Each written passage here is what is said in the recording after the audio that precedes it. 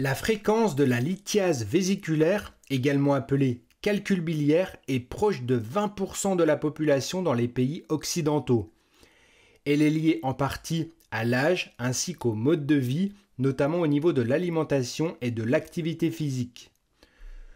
Tout d'abord, c'est quoi une lithiase vésiculaire? La vésicule biliaire est une petite poche située sous le foie.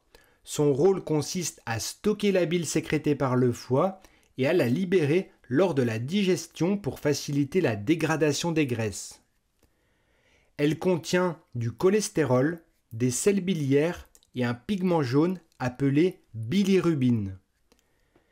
Il arrive que le cholestérol ou les sels biliaires contenus dans la bile forment des cristaux dans la vésicule biliaire. Ce sont les calculs biliaires, également appelés cholélithiase ou lithiase biliaire. Les calculs biliaires ont de nombreuses causes, comme la prédisposition héréditaire, l'âge, le sexe féminin, l'obésité, le diabète, l'hypercholestérolémie, les jeûnes prolongés, etc.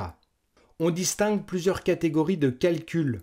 Dans 95% des cas, on retrouve des calculs cholestéroliques, composés en grande partie de cholestérol, et dans 5% des cas, il s'agit de calculs pigmentaires ou encore mixtes dans les 5% restants, notamment liés à la bilirubine.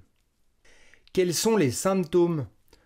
Environ 80% des patients ayant des calculs n'ont aucun symptôme. Pour les calculs symptomatiques, plusieurs cas de figure peuvent être présents. Nous avons la colique hépatique, avec des douleurs sous forme de crise situées au niveau de l'hypochondre droit ou au niveau de la région épigastrique. Ces douleurs peuvent être associées à des difficultés respiratoires modérées, des irradiations dans la région dorsale ou au niveau de l'épaule droite, ou encore des nausées, des vomissements et des maux de tête.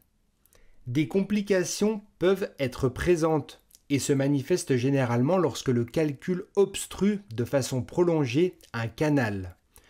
Il peut s'agir de la cholécystite, une inflammation de la vésicule biliaire, de l'angiocolite, une inflammation des canaux biliaires, et de la pancréatite, inflammation du pancréas. La clinique peut alors être très variable en fonction des complications qui sont présentes. Comment réaliser le diagnostic? Généralement, l'examen clinique est assez caractéristique, surtout en période de crise. Les imageries comme l'échographie, l'écho-endoscopie ou encore l'IRM permettent de confirmer le diagnostic. Quels sont les traitements? Tout d'abord, concernant les lithiases asymptomatiques, aucun traitement médical ou chirurgical n'est indiqué. Pour les autres, tout dépend de l'intensité de la crise hépatique, des symptômes présents et des complications. Les recommandations et traitements peuvent aller de la mise en place de mesures hygiéno-diététiques avec une alimentation équilibrée visant à limiter la présence de cholestérol et à mettre en place de l'activité physique régulièrement.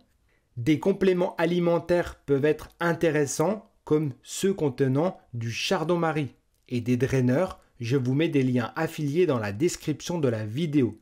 Les traitements médicamenteux visant à agir sur les calculs sont prescrits dans des situations très particulières, comme dans la chirurgie bariatrique, le diabète ou l'impossibilité d'opérer le patient. Dans les cas les plus sévères, avec des symptômes importants et une mise en jeu du pronostic vital du patient, alors l'intervention chirurgicale est indiquée. Elle se nomme cholécystectomie. Elle vise à enlever la vésicule biliaire et à vérifier que les canaux biliaires ne sont pas obstrués. Des procédures endoscopiques, souvent complémentaires à la chirurgie, peuvent être indiquées pour libérer les canaux biliaires du calcul présent. La vésicule est importante, mais suite à son ablation, le corps se réorganise différemment et on peut ainsi très bien vivre sans vésicule biliaire.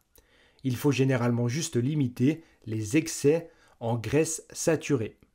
Voilà pour cette vidéo, j'espère qu'elle vous a plu. Si c'est le cas, n'hésitez pas à mettre un pouce en l'air et à vous abonner à la chaîne si ce n'est pas encore fait. Si vous avez des questions, n'hésitez pas à les poser dans l'espace commentaire. Merci pour votre écoute et votre attention. Je vous dis à très bientôt sur Educa Santé.